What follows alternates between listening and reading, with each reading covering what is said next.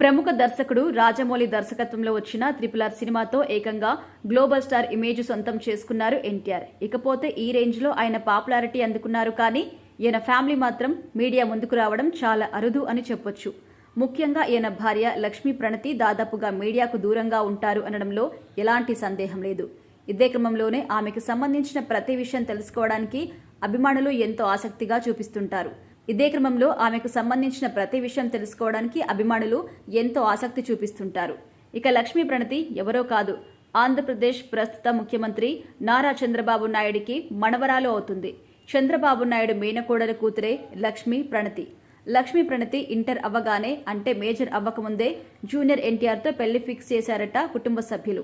కానీ ఎన్టీఆర్ మాత్రం అలా వద్దు, చట్టపరంగానే పెళ్లి చేసుకుందామని చెప్పి 2 ఏళ్ల తర్వాత, అంటే 2011 మే 5న పెళ్లి చేసుకున్నారు. ఇక లక్ష్మీ ప్రణతి ఎన్టీఆర్ వివాహానికి మధ్యవర్తిగా వ్యవహరించింది కూడా ప్రస్తుత ముఖ్యమంత్రి చంద్రబాబు నాయుడు అని సమాచారం. ఇక లక్ష్మీ ప్రణతి 1992 మార్చి 18న హైదరాబాద్లో జన్మించారు.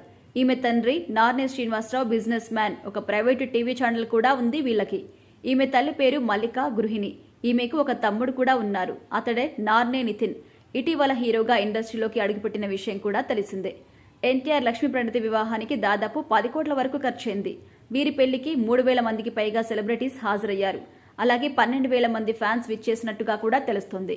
లక్ష్మీ ప్రణతి సోషల్ మీడియాకు చాలా దూరంగా ఉంటుంది. ఎన్టీఆర్ని పెళ్లి చేసుకున్న తర్వాత భార్యగా, తల్లిగా, కోడలిగా ఇంటి బాధ్యతలు చేపట్టి ఇంటికే పరిమితమయ్యారు లక్ష్మీ ప్రణతి.